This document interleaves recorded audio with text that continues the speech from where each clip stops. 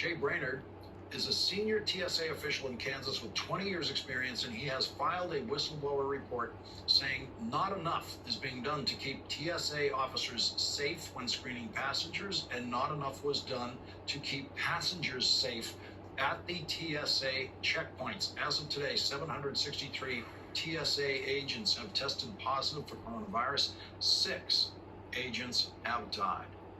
Joining our discussion now is Jay Brainerd. He's a TSA Federal Security Director for the state of Kansas and has been with the TSA for almost 20 years.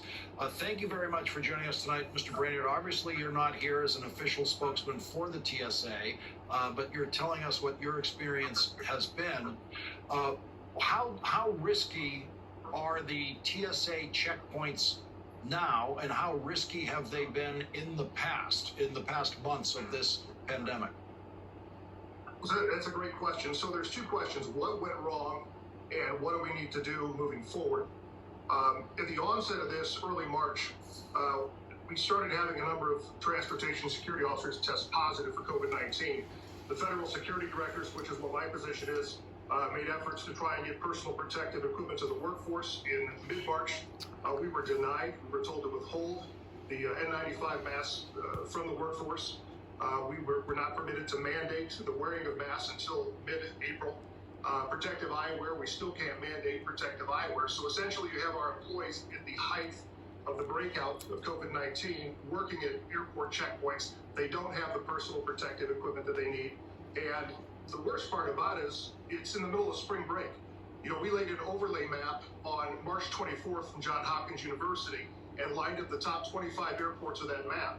And it was an exact match with the exception of New Orleans. And you can explain New Orleans of the breakout there simply from Mardi Gras. And so the agency did not act swiftly enough. The agency, in my opinion, did not act responsibly. So flash forward now 4 months later, the administrator has now mandated that they wear masks. We still are at odds about cross-contamination of personal protective equipment when it comes to gloves, because we do have a number of touch points with the public where we'll interact, whether we're checking identification of passengers and handing it back to them, whether we are conducting pat-downs. TSA had indicated that they are mandating the changing of gloves every time somebody gets a targeted pat-down at the AIT machines. There's been no guidance put out on that. I spoke to a number of my counterparts tonight at the largest airports in the country, and they have seen no guidance on that. I have seen no guidance on that. And so Jay, let me stop you on that one for a second. So you're saying that they are still, in many places, using the same gloves to pat down more than one passenger? Absolutely. Yeah, you can go to any airport, and the majority of them, you'll see it.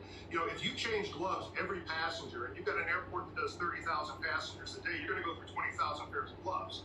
You know, at the very least, they need to sanitize these gloves between passengers. You know, when you get into conducting a bag search, it's important to change those gloves and put on a fresh pair of gloves, because people travel with their personal items.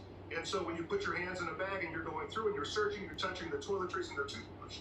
And so when we are not sanitizing those gloves at the very least between handling someone's identification cards, whether it is conducting a targeted pat-down in an area, if we are not sanitizing those gloves, we're just passing it along to the next passenger. And when the passenger leaves the checkpoint, they get on the plane, they touch the seatbelt, the armrest, they touch the tray tables and everything else. So it's important for us, you know, the agency's taking baby steps right now. And baby steps, at least they're doing it 4 months later, they're starting to go in the right direction. But baby steps are not going to make the air transportation system safer. They've got to implement meaningful procedures. And so I've been partnering with the Government Accountability Project and Tom Devine and his team over there to make sure that we are going to hold this agency accountable, and that we're going to put in the types of reforms that are needed. So far, what I've Jay Brainerd, I'm sorry we're over our time limit. We're past the hour at this point. Jay Brainerd, thank you very much for joining us. That is tonight's last word. The 11th hour with Brian Williams starts now.